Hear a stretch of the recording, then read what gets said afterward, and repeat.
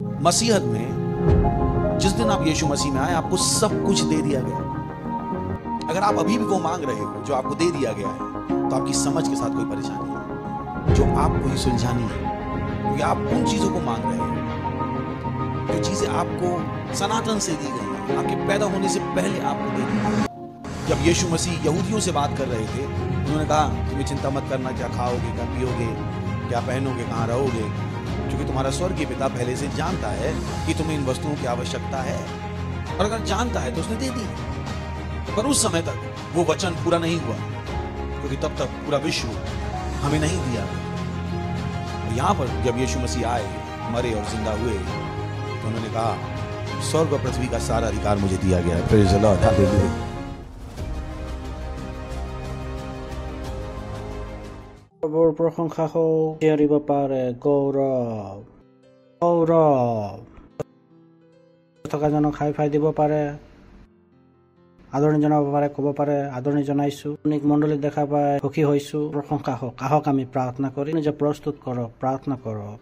তাৰ বাবে সেই প্ৰতিটো বাক্য তাৰ পৰা যিটো আপুনি শুনিব এইবিলাক আপোনাৰ ভিতৰলৈ এক সলনি লৈ আহিব। তাৰ বাবে প্ৰাৰ্থনা কৰক। ওচৰলৈ চাবলৈ দিয়ক যে আপোনাৰ নিজৰ ভিতৰত এক সলনি লৈ আহিছে। বহুত আৱশ্যক হয় যে আপোনাৰ ভিতৰত এক সলনিৰ ইচ্ছা হয়। ৰাখিব সেই তিৰোতাগৰাকীৰ কথা, গৰাকীয়ে 12 বছৰলৈকে জোৱাৰ ৰোগত ভুগি আছিলে। তাই সলনিৰ এক আশা কৰিছিল। তাইক এক শাৰীৰিকতা আৱশ্যক আছিল, আত্মিক সুস্থতাৰ আৱশ্যক আছে। তো লোকবিলাক আত্মিকভাৱে ঠাণ্ডা হৈ পৰিছে। যদি এনেকুৱা ব্যক্তি আছিলে বা আৰু অধিক ঈশ্বৰৰ বাবে কৰিব বিচাৰে, আপুনি ঈশ্বৰক কওক যে ঈশ্বৰ, মই আপোনাৰ বাবে আৰু অধিক কৰিব বিচাৰিছো, মই আপোনাৰ বাবে আৰু অধিক কৰিব বিচাৰিছো, আৰু অধিক গভীৰভাৱে আপোনাক জানিব বিচাৰিছো। সকলো ঠাইতে আপোনাৰ সুবাদ প্ৰচাৰ কৰিব বিচাৰি কথাৰ বতৰা কৰক, মোক সলনি কৰক। ঈশ্বৰৰ বাক্য মোক সলনি কৰিব। যিদৰে আহিছিলো সেইদৰে মই নাযাম, ইয়াৰ পৰা সলনি হৈ যাম, ইয়াৰ পৰা সলনি হৈ যাম। পবিত্ৰ আত্মাক ধন্যবাদ দিয়ক। আপোনাক সলনি কৰিব। আপুনি নিজকে নিজে সলনি হ'বলৈ দিব। আপুনি নিজকে নিজে সলনি হ'বলৈ দিব। ঈশ্বৰক আপোনাৰ গভীৰ ইচ্ছাবিলাক কওক যে আপুনি ইয়াত তেওঁৰ বাক্যৰ দ্বাৰাই সলনি হ'বলৈ আহিছে। আপুনি ইয়াত তেওঁৰ বাক্যৰ পৰা শুনি কৰিবলৈ আহিছে। এইটোৱে আপোনাৰ সাক্ষ্য হ'ব। ধন্যবাদ প্ৰভু, ধন্যবাদ ধন্যবাদ ধন্যবাদ।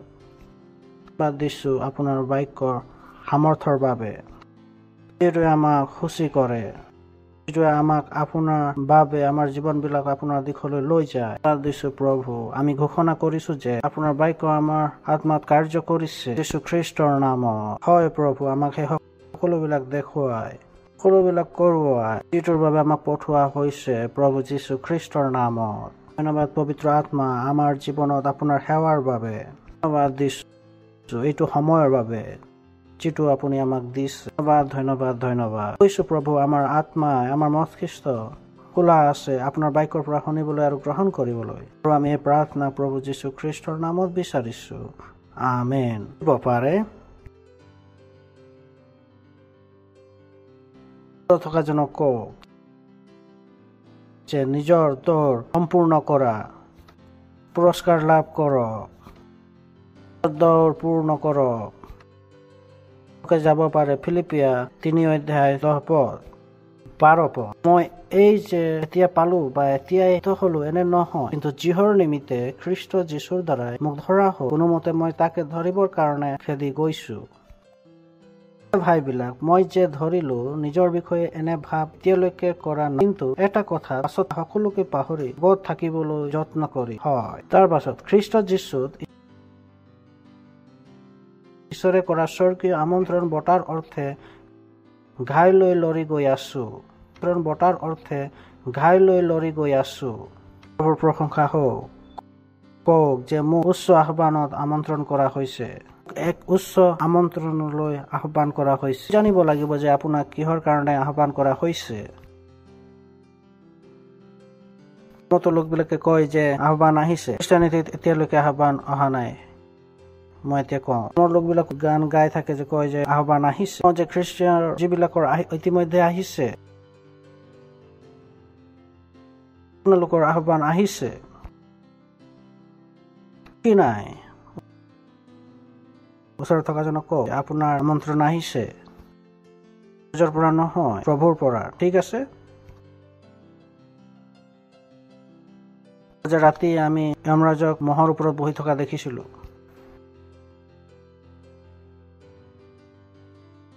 প্ৰভুৰ প্ৰশংসা হওক। যীশুখ্ৰীষ্টই কিভাৱে ধৰিলে তে আপুনি এইবোৰ বঁটা ল'ব পাৰে। প্ৰশংসা হওক। তেওঁ আপোনাৰ কাৰণে বঁটা নল'ব, সেই বঁটাক ধৰিব লাগিব।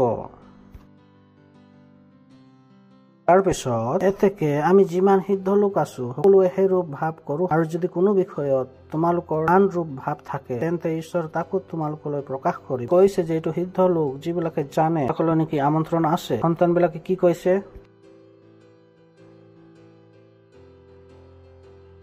আমি যিমান সিদ্ধ লোক আছো সকলোৱে সেই ৰূপ ভাৱ কৰো হওক। কোনটো যিহৰ নিমিত্তে মই লৰ মাৰো নেতা হৈ গল তাৰ কাণত গৈ ফু মাৰি দিব। অধিক নেতা হৈ নুফুৰিব, অধিক দৰাই থাকিব। তুমি শিশু হোৱা।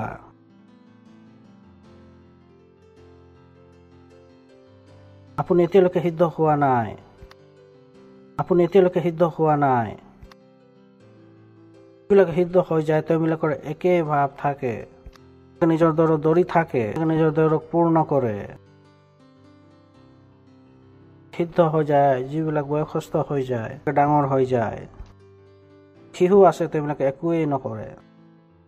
আকৌ কি লাগে? কোলা লাগে, লাগে।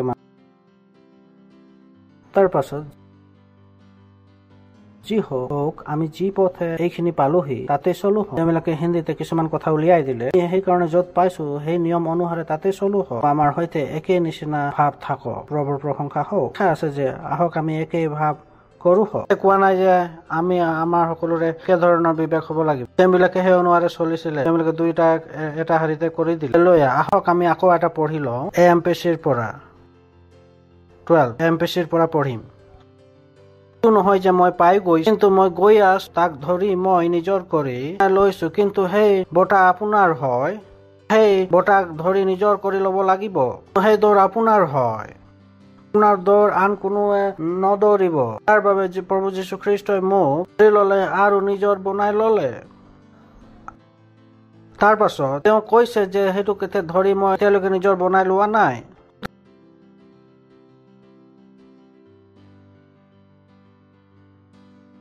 এটা মই কাৰ্য কৰো, পুৰণি কথাবিলাকক পাহৰি আগলৈ মই দৌৰি যাওঁ। প্ৰশংসা হওক। যে নেকি মই হেঁচা প্ৰয়োগ কৰি আগবাঢ়ি যাওঁ। কওক মই হেঁচা প্ৰয়োগ কৰো নেকি সুপ্ৰিম আৰু ঐশ্বৰিক কৰিবৰ কাৰণে। হালেলুয়া। বঁটা হয় যিটো নেকি ঈশ্বৰে আমাক এক উচ্চ আমন্ত্ৰণ দিছে। আমাৰ যিবিলাকে আত্মিকভাৱে পক্ক আছে আৰু সম্পূৰ্ণ বিবেক বৃদ্ধি হৈছে, যি নেকি সকলো পতিয়ন গৈছে, কাৰোবাৰ সৈতে আন বেলেগ কিবা এটা ভাৱনা আছে, ঈশ্বৰে সেইটো আপোনালোকলৈ তালৈ প্ৰকাশ কৰি দিব। সেইবিলাক যিবিলাকে এতিয়ালৈকে তেওঁবিলাকে বুজি পোৱা নাই, তালৈ এইটো প্ৰকাশ হোৱা নাই। তেওঁলোকৰ সৈতে দৌৰিবৰ কাৰণে এটা দৌৰ আছে। প্ৰকাশ হৈছে যে তোমালোকে কোলাতে থাকিবা। দৌৰা তেওঁলোকৰ কাৰণে প্ৰকাশ হোৱা নাই। পাছত হালেলুয়া। সেইকাৰণে আমি তাক ধৰি ৰাখিব লাগে আৰু আমাৰ জীৱন বিলাকক এই অনুসাৰে চলাব লাগে। কি ধৰণে? দৌৰক পূৰ্ণ কৰিবৰ বাবে, পাবৰ কাৰণে আমাৰ গোটেই জীৱনটোক সেইটো পাবৰ কাৰণে পূৰ্ণ কৰিব লাগিব, পাবৰ কাৰণে হ'ব লাগিব। জীৱনটোক ৰূপাংকন কৰিব লাগিব। এই দৌৰটোক পূৰ্ণ কৰিবৰ বাবে আমাৰ জীৱনটোক নিজে ৰূপাংকন কৰিব লাগিব তাক পাবৰ কাৰণে। এনে নহয় যে সেই দৌৰটো দৌৰিবৰ কাৰণে ঈশ্বৰে আপোনাক দিয়া নাই। বস্তু যিবিলাক পাবৰ কাৰণে যিটো ইতিমধ্যে ঈশ্বৰে আপোনাক দি দিছে। কোৱা নাই যে মই সকলোবিলাক বুজি পাইছো, মই মোৰ পথত আছো। আপোনালোকে নিজৰ পথত আছেনে?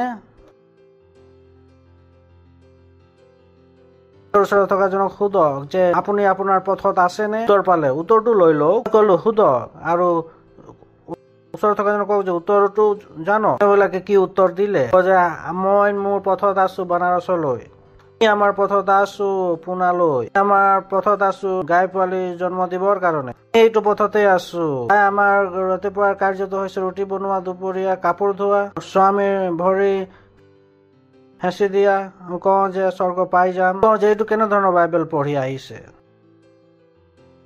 স্বামীৰ ভৰিতে স্বৰ্গ আছে। সেই ভৰিৰ পৰা মাৰ পাবৰ কাৰণে হ'ব লাগিব।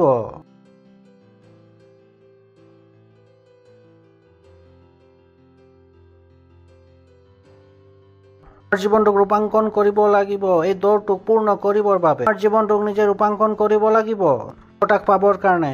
এনে নহয় যে সেই দৌৰটো দৌৰিবৰ কাৰণে ঈশ্বৰে আপোনাক দিয়া নাই বস্তু যিবিলাক পাবৰ কাৰণে, যিটো ইতিমধ্যে ঈশ্বৰে আপোনাক দি দিছে। পদ 12 চাম। কোৱা নাই যে মই সকলোবিলাক বুজি পাইছো, মই মোৰ পথত আছো। আপোনালোকে নিজৰ পথত আছেনে? ওচৰত থকা জনক সোধক যে আপুনি আপোনাৰ পথত আছেনে? উত্তৰ পালে উত্তৰটো লৈ লওক। ওচৰত থকা জনক কওক যে উত্তৰটো জানক। তেওঁলোকে কি উত্তৰ দিলে? যে মই মোৰ পথত আছো বানাৰসলৈ। কওঁ যে এইটো কেনেধৰণৰ বাইবেল পঢ়ি আহিছে? স্বামীৰ ভৰিতে স্বৰ্গ আছে। প্ৰশংসা হওক। হালেলুয়া। হা হা হা।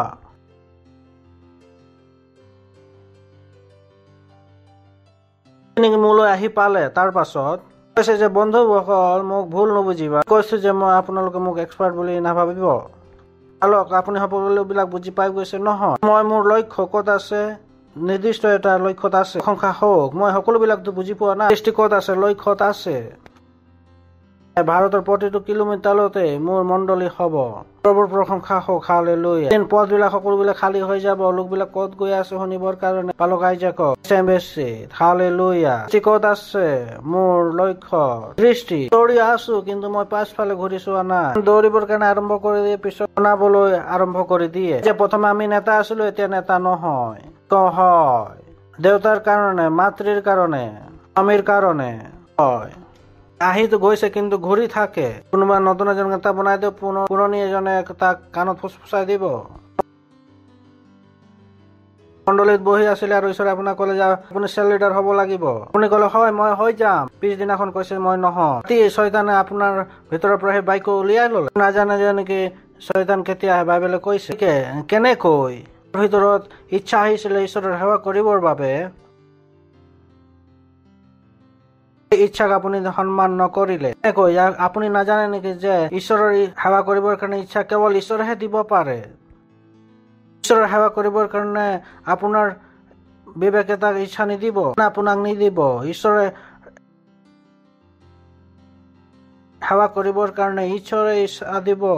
এটা ছেকেণ্ডৰ কাৰণেও আহিছিলে তেনেহলে সেইটো ঈশ্বৰৰ পৰাই আহিছিলে। আপুনি সেই ইচ্ছা কি কৰিলে?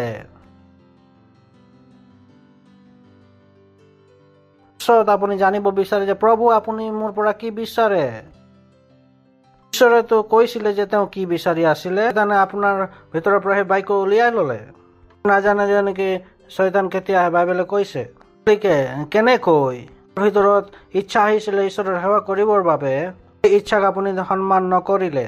কেনেকৈ আপুনি নাজানে নেকি যে ঈশ্বৰৰ সেৱা কৰিবৰ কাৰণে ইচ্ছা কেৱল ঈশ্বৰেহে দিব পাৰে।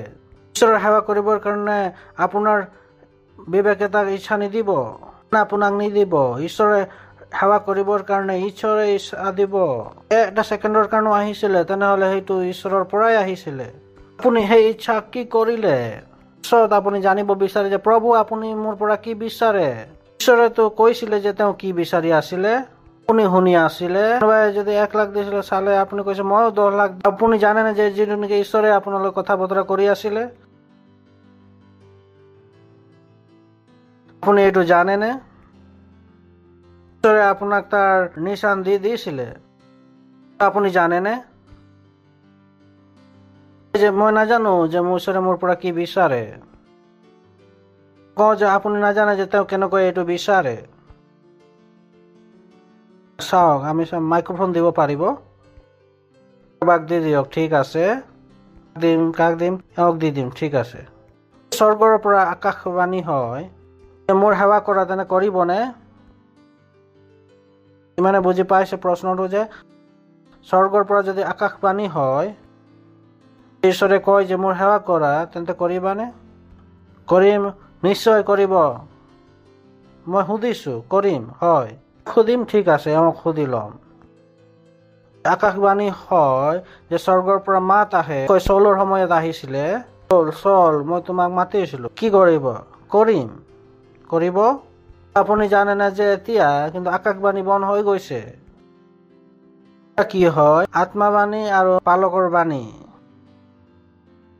লোকবিলাকে এতিয়াও আকাশবাণীৰ যি অপেক্ষা কৰি আছে, সেইটো পদ্ধতিটো শেষ হৈ গ'ল। প্ৰথমে লোকবিলাকে পথলত আহিছিলে, আহে যে কব যে 4টা বজাত বিজুলী নাথাকিব, 4টা বজাত বিজুলী গুচি যাব। সেই ভৰপূৰ পদ্ধতি বন্ধ হৈ গ'ল। সেইদৰে আকাশবাণীৰ যি পদ্ধতি আছিলে সেইটো কি হৈ গ'ল? বন্ধ হৈ গ'ল। প্ৰভুৱে কি কৰে যে আত্মাৰ বাণী আৰু পালকৰ বাণী, যি পালকৰ বাণী, যিটো নেকি পুৰণি নিয়মৰ পৰা চলি আহিছে, সকলো জানিছিল যে যেতিয়া যীশুৱে তেওঁ কৈছিলে যে তুমি মোৰ শুনা, মোলৈ এনে লাগিছিলে যে এলিয়ে মোৰ সৈতে কথা বতৰা কৰি 2 বা 3 বাৰ কাৰ ওচৰলৈ পৰাই গৈছিলে? এলিৰ ওচৰলৈ। এই যি নেকি পালকৰ বাণী পুৰণি নিয়মৰ পৰাই চালিত হৈ আছে কাৰণে পালকৰ বাণী একো অৰ্থই নাই। কয় যে পালকে কৈছে আমাক, ঈশ্বৰে কৈছে জানো? তেওঁ কেনেকৈ কব? সেইটো মোক কৈ দিয়ক। দিনাখন ঈশ্বৰে মোক কব, কেনেকৈ কব ভাই? মোক বুজাই দিয়া, কেনেকৈ কব? প্ৰভু লগাই কব নেকি? গৈ থাকিব আৰু 4জন লোক আহি কব আহ্বান কৰা হৈছে, তোমাক আহ্বান কৰা হৈছে। আপোনালোকক সুধিছো, প্ৰভুৰ প্ৰশংসা হওক। পবিত্ৰ আত্মাই নকয় তেনেহলে কোন কব? আপোনাৰ ভাৱনাৰে প্ৰভুৰ প্ৰশংসা হওক। পথ দেখুৱাই, হালেলুয়া। আপোনাৰ মংগল বিচাৰি, হালেলুয়া। আপোনালোকে আমাক কিয় যাদুকৰ বুলি মানি ললে? কিয় ভাবি ললে যে আমি আপোনাক প্ৰতাৰণা কৰিব ভাবিছো বুলি? মানে দৌৰিছে কিন্তু ঘূৰি চোৱা নাই, পিছফালে ঘূৰি নাযাব। আপোনালোকে নাজানে ঈশ্বৰত তেওঁলোকৰ একো আনন্দ নাই, বিলাক নেকি পাছলৈ ঘূৰি যায়। বাক্য পঢ়িছেনে? আপোনালোকৰ গোটেই জীৱনটো ঈশ্বৰৰ বাবে কি হৈ যায়? দুখ হৈ যায়। ঈশ্বৰৰ আপোনাৰ মাজত জীৱনত কোনো আনন্দ নাই, একো আনন্দ নাই। যিয়ে হৈ নাযাওক কিয় ঈশ্বৰৰ একো আনন্দ নাই। আপুনি যি পথত আছিলে সেই পথক এৰি কি দেখুৱাই দিলে? এবাৰ যদি সেনাত কৰ্ট মাৰ্চেল হৈ যায়, সেনাৰ অনুসাৰে আপুনি সদায় কি হৈ থাকে? পলাই যোৱা। যিমানে হাত চাপৰি নবজাওক কিয়, যদি সেনাত যায় কব যে এবাৰ যদি আপুনি আপোনাৰ মনটো ঘূৰাই লৈছে তেনেহলে আপুনি ঈশ্বৰৰ ৰাজ্যত কি হৈ যায়? মই নকম। প্ৰভুৰ প্ৰশংসা হওক। কৈছে যে তেওঁবিলাকৰ ঈশ্বৰত একো আনন্দ নাই, নাঙলত হাত দি পিছফালে ঘূৰি চায়। কিয় ঈশ্বৰৰ আনন্দ হব নিবিচাৰে? ঈশ্বৰৰ ওচৰলৈ আপুনি যাবলৈ ইচ্ছা কৰি আছে, আপুনি ইয়াতে দুখী কৰি ৰাখিছে, আপোনাৰ মনটো ঘূৰাই লৈছে, তেনেহলে আপুনি ঈশ্বৰৰ ৰাজ্যত কি হৈ যায়? মই নকম। প্ৰভুৰ প্ৰশংসা হওক। কৈছে যে তেওঁবিলাকৰ ঈশ্বৰত একো আনন্দ নাই, নাঙলত হাত দি পিছফালে ঘূৰি চায়। কিয় ঈশ্বৰৰ আনন্দ হব নিবিচাৰে? ঈশ্বৰৰ ওচৰলৈ আপুনি যাবলৈ ইচ্ছা কৰি আছে, আপুনি ইয়াতে দুখী কৰি ৰাখিছে, কেনেকৈ আপুনি লগ পাব? আপুনি কবনে মোক? মানে জাকুব আৰু এছৰ কাহিনীক জানে? কিমানে জানে জাকুব আৰু এছৰ কাহিনী? লোকে জানেনে জাকুবে এছৰ প্ৰতাৰণা কৰিছিল? লোকে জানে নহয় জানো? কথাটো বেলেগ কথা যে এছৰ ভুল আছিল। জাকুবে এছক প্ৰতাৰণা কৰিছিল। পাছত এছৱে 20 বছৰৰ পাছত 7 বছৰ প্ৰথম পত্নীৰ কাৰণে, 7 বছৰ দ্বিতীয় পত্নীৰ কাৰণে, 6 বছৰ তাত পৰিশ্ৰম কৰিলে। 20 বছৰৰ পাছত এইদৰে নিজৰ গাঁৱলৈ উভতি আহিছিলে। এছৰ সৈতে তেওঁৰ কাজিয়া আছিলে। তেওঁ জানিলে, কৈছে তেওঁ আগত কিছুমান চাকৰ বিলাকক পঠাবলৈ ধৰিলে, যিবোৰে তেওঁৰ কাৰণে উপহাৰ লৈ গৈছিলে। সন্তান বিলাকক যি নেকি খুৰাৰ কাৰণে উপহাৰ বিলাক লৈ গৈছিল, পত্নী বিলাক। তেওঁ জানিছিলে যে তেওঁ এছৰ ওচৰলৈ যাব নোৱাৰে, এছাও তাৰ কাৰণে সুখী। মই নাজানো বিলাকে সেই ঈশ্বৰৰ স্বৰ্গলৈ যাব বিচাৰে, আৰু মই নাজানো লোকবিলাকে ঈশ্বৰক সেই আনন্দ দিব নিবিচাৰে। যে আপোনালোকৰ বিবেক সঠিক আছেনে? স্বৰ্গত আপুনি যাব বিচাৰি আছে, সেই ঈশ্বৰক আপুনি সুখী কৰিছেনে? কোনটো স্বৰ্গত আপুনি যাব য'ত নেকি ঈশ্বৰ আছে, তাত তেওঁ সুখী নাই? তাৰ বিবেক মুকলি হৈ যোৱা নাই নেকি? এনেকৈ আপুনি সেইটো ভাবি ললে যি ঈশ্বৰক আপুনি লগ কৰিবলৈ গৈ আছে তেওঁ সুখী না আপুনি তেওঁক লগ কৰিবলৈ গৈ আছে। আপোনাক প্ৰেম কৰে সেইটো বেলেগ কথা, তেওঁ সুখী আছে না সেইটো বেলেগ কথা। মনত প্ৰেম আৰু আনন্দ দুইটা বেলেগ হয়। ইয়াতে আছে কিয়নো আনন্দ সেইবিলাকৰ পৰা আহে। আপুনি সেইটো কৰে যেতিয়া যিটো নেকি তেওঁক আপোনাক কৰিবলৈ কয়। কোনে কাক লগ কৰিবলৈ গৈ আছে? আপুনি প্ৰভুত নে প্ৰভু আপোনাক? সুখী আছে নে?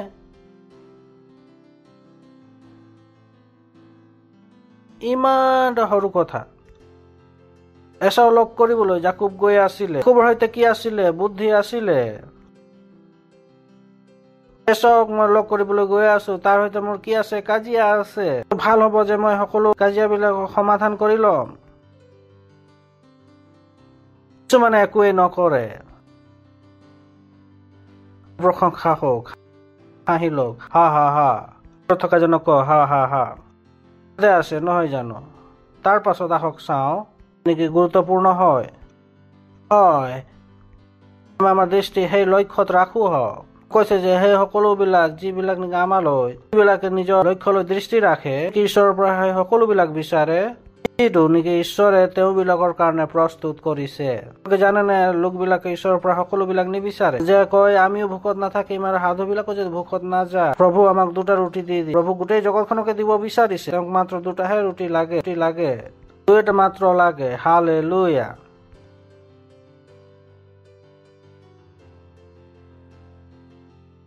হালেলুয়া। আপোনালোকৰ বিবেকত আন কিবা এটা আছে? পূৰ্ণ সমৰ্পণৰ পৰা যদি কিছু কম আছে, তোমাৰ সেই অন্ধ দৃষ্টি সঠিক কৰি দিব। লোকবিলাক যিবিলাক এনেকে সম্পূৰ্ণ সমৰ্পণ কৰা নাই, সেইবিলাকক বাইবেলে কি কৈ আছে? যে ধৈৰ্যৰে থাকিবলৈ কৈ আছে। মই এইটো কোৱা নাই, এইটো ইয়াতে লিখা আছে। ইমান ভালকে ইংৰাজী জানে? লিখা আছে। কি লিখা? Blood vision. ব্লাড ভিজনৰ অৰ্থ কি হয়? হৈছে আত্মিক মতিবিলাক। কয় যে সম্পূৰ্ণ ৰূপে মণ্ডলীৰ কামৰ কাৰণে সমৰ্পিত হব নালাগিব, জীৱনকো চাব লাগিব।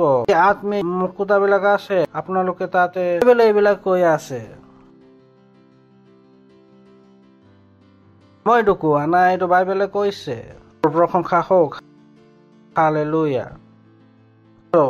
কওক 5টা পইণ্ট গৈ আছে। প্ৰথমটো হৈছে আমি ঘূৰি যাব পাৰো 12 পদত, হিন্দী আৰু ইংৰাজী।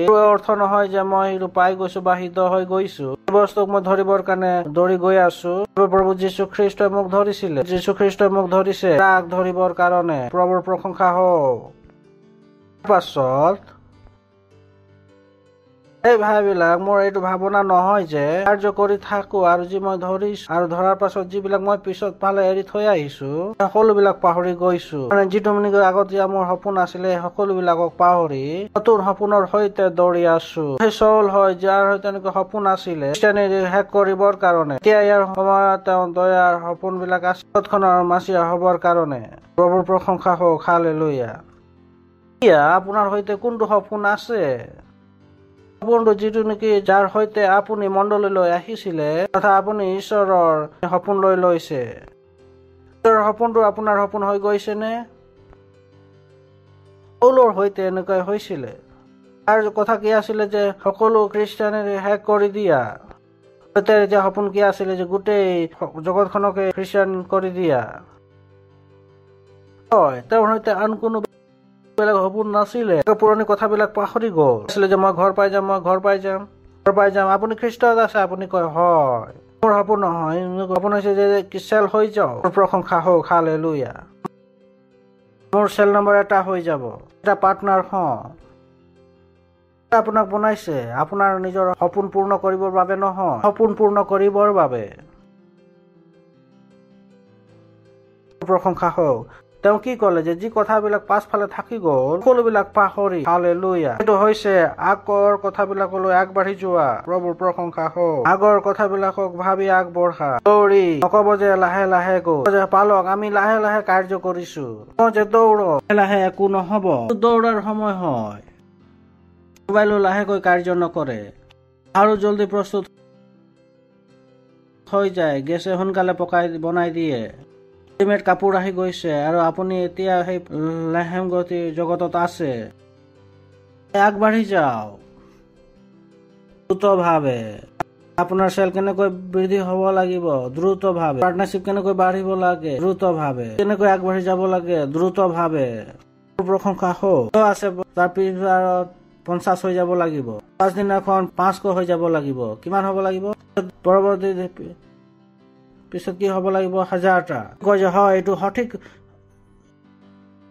স্পীড হয়, স্পীড যি থাকিব লাগিব, নকব যে লাহে লাহে। কি হৈছে আগলৈ আগবাঢ়ি যোৱা, দ্বিতীয়টো হৈছে তাৰ পাছত মই দৌৰ মাৰি যাওঁ, তাতে মই সেই উপহাৰটো পাওঁ। ওচৰত থকা জনক কওক যে লক্ষ্যৰ ফালে দৌৰ মাৰক, যে লক্ষ্যৰ ফালে দৌৰ মাৰক। আপোনাৰ লক্ষ্য কি হয়, লক্ষ্য কি হ'ব লাগিব? পৰৱৰ্তী দেওবাৰ যেতিয়া মই আহিম 50 জন লোকক লৈ আহিম, প্ৰতি দেওবাৰ যেতিয়া মই আহিম 10 জনক লৈ আহি প্ৰতিদিনে মই নিজৰ প্ৰজেক্টৰ নতুন লোকবিলাকক যোগ কৰিম। যি আপোনাৰ লক্ষ্য সেইটো আপোনালৈ থাকিব লাগিব। আপোনালৈ যি নেকি লক্ষ্য থাকিব লাগে, যে মই লক্ষ্যৰ ফালে দৌৰ মাৰি যাওঁ।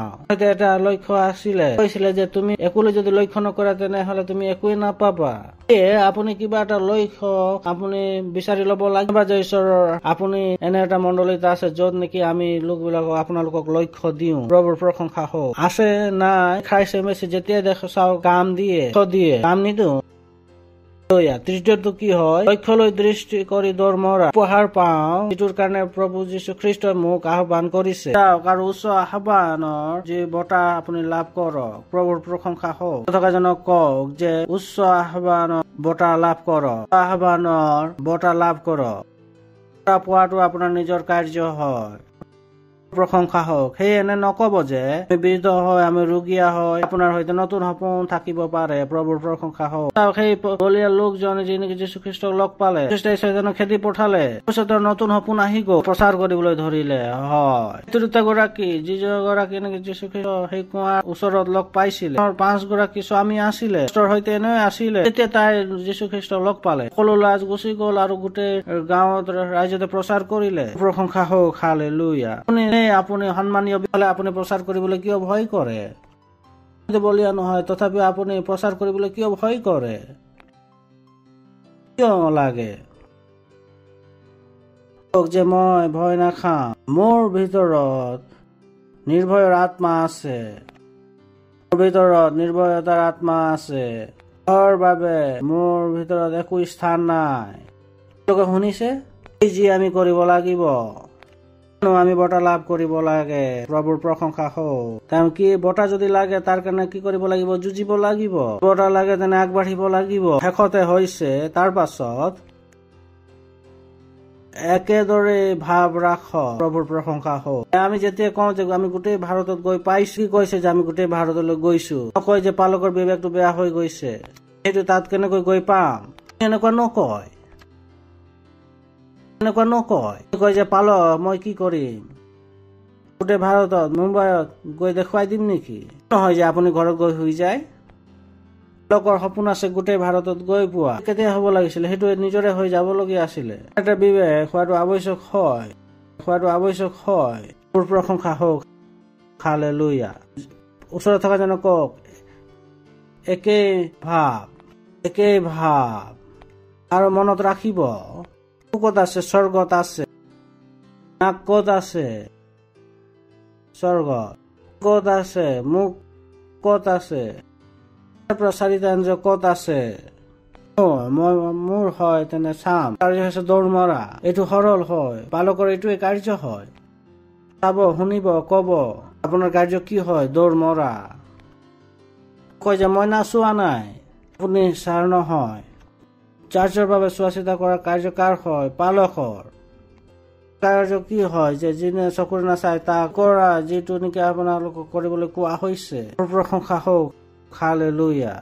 আপোনাৰ নিজৰ সপোনৰ সৈতে আহিছিলে, এতিয়া আপোনাৰ সৈতে কি হব লাগিব? নতুন সপোন থাকিব লাগিব। কি হব লাগিব? ৰোগ আহিছিলে, আপুনি কলে যে মই আজি ঠিক কৰিলো, ইয়াৰ পৰা মই নিজৰ প্ৰচাৰ কৰিবলৈ আৰম্ভ কৰি দিম। আপোনাৰ চকু কেনেকৈ মুকলি নহয়? এনেকুৱা বহুত লোকবিলাকক জানো তেনেকে মই প্ৰাৰ্থনা কৰিছিলো যে পালক সুস্থ কৰি দিয়ক, গধূলিলৈকে 20টা বাস্তৱিকতা সংগ্ৰহ বিতৰণ কৰি আহিম, দিনাখন অধিক লৈ আহিম, তোমালোকৰ চকু মুকলি হৈ যাব। মুকলি হৈ গ'ল। সন্দেহ হৈও তেওঁবিলাকৰ সপোন কেৱল বদলি হৈ গৈছিলে। তেওঁলোকৰ সপোন কেৱল তেওঁলোকৰ চকু খোলোৱাই নহয়, সপোন হৈছে যে আত্মাক জয় কৰা। জানেনে, বহুতৰ জীৱন কেতিয়াও সলনি নহয়। সকলো মুকলি কৰি দিয়ক আৰু চাকৰি ঘূৰাই যাওক। তেওঁলোকৰ ভৰি ভাল কৰি দিয়ক, ঘূৰাই ল'ব।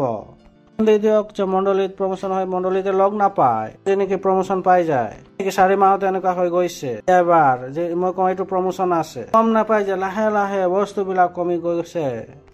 এতিয়া ঈশ্বৰে আপোনাক কিবা এটা দিয়ে, এইটো ঘূৰাই নলয় আৰু আনকো সকলোতকৈ অধিক দিবৰ কাৰণে আৰম্ভ কৰি দিয়ে। আপোনাৰ সৈতে যি আছে সেইটোৱে কেৱল থাকে, কি হয় বৃদ্ধি হৈ গৈ থাকে। অলপ দিনৰ পাছত কি লাগে, নিজকে নিজে সৰু লাগে। প্ৰশংসা হওক, হা হা হা হা আছে নহয় জানো? জনক কওক যে দৌৰটোক দৌৰ মৰা, উপহাৰৰ পোৱাকৈ খোৱা, দৌৰটো দৌৰিব লাগে বঁটা লাভ কৰিবৰ বাবে। প্ৰশংসা হওক। এইটো সময় হয় এতিয়া উপহাৰ দিবৰ বাবে, সম্ভাগ দিবৰ কাৰণে, পাৰ্টনাৰশ্বিপ দিবৰ বাবে। প্ৰশংসা হওক। Hallelujah, hallelujah.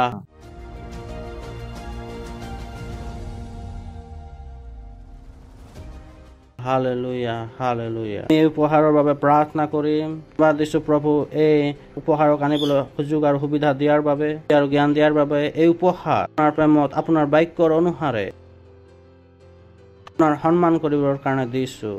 আমি দিছো, ইয়াৰ পৰা বৃদ্ধি হোৱা শস্য আমালৈ দ্ৰুতভাৱে আহিছে প্ৰভু যীশু খ্ৰীষ্টৰ নামত। জীৱনত কোনো ভাল বস্তুৰ অভাৱ নহব। এই উপহাৰৰ ওপৰত আপোনাৰ আশীৰ্বাদৰ আহ্বান কৰিছো।